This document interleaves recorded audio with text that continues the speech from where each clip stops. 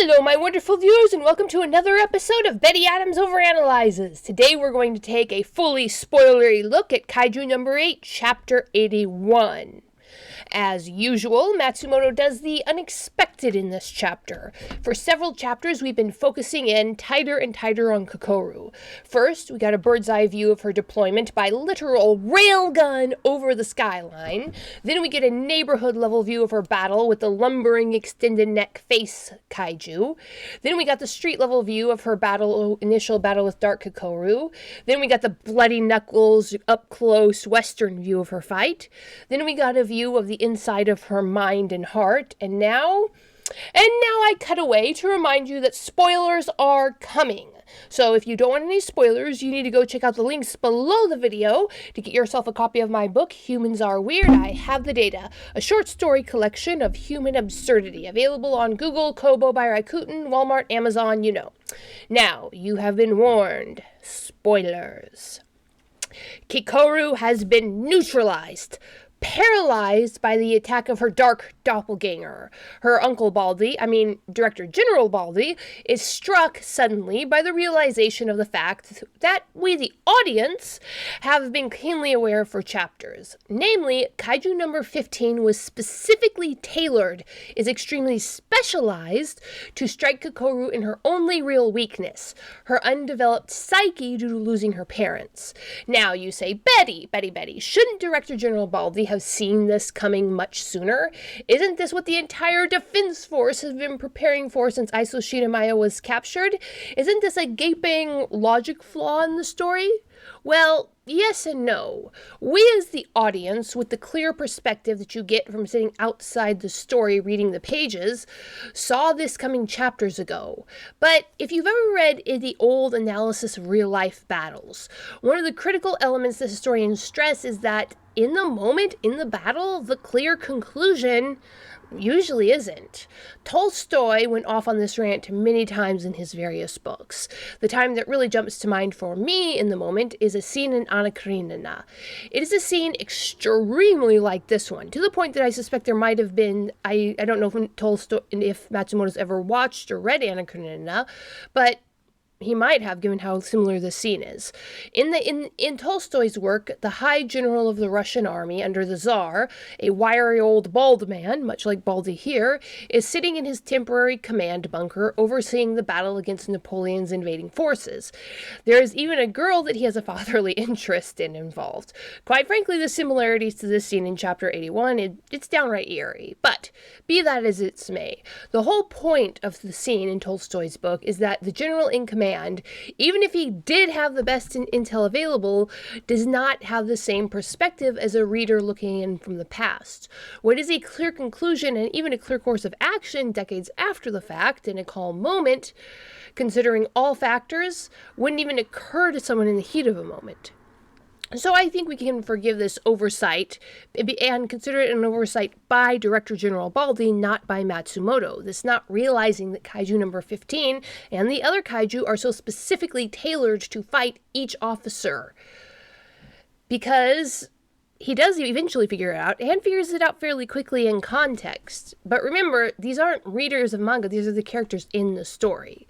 So, and just as I predicted in this what was actually going on that the Director General realized?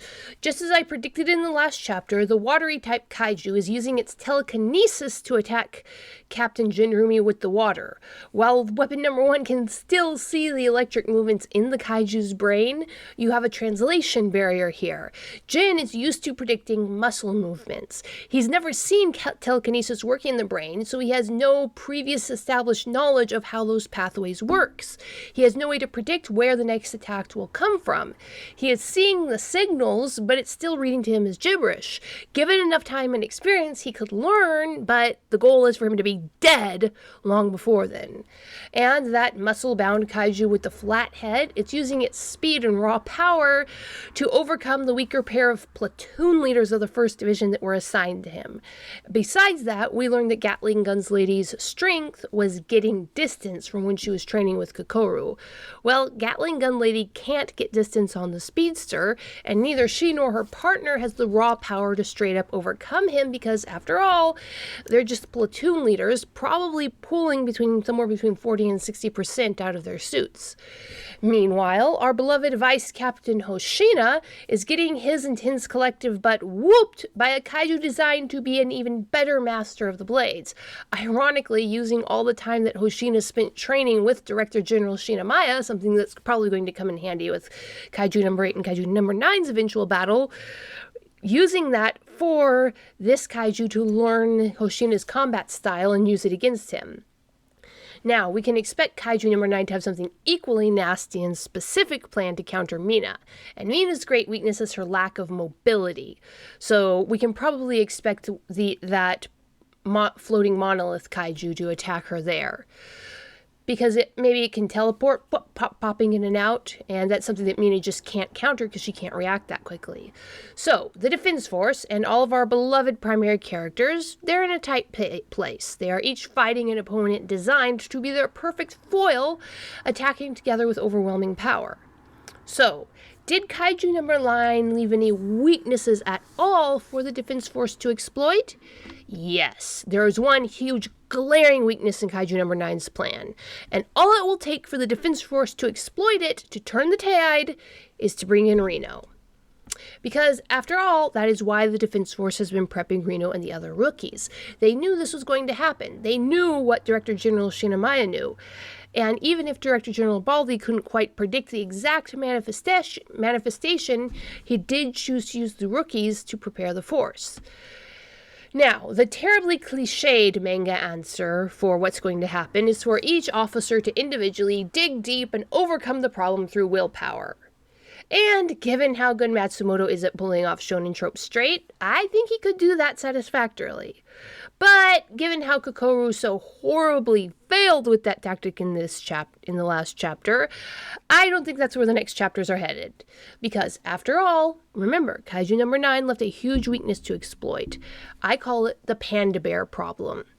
Specialization, like in the panda's case, eating only bamboo shoots, which is a super common food source, can be a benefit, but it comes at a terrible cost, as the near extinction of the pandas just a decade or two ago so clearly illustrates.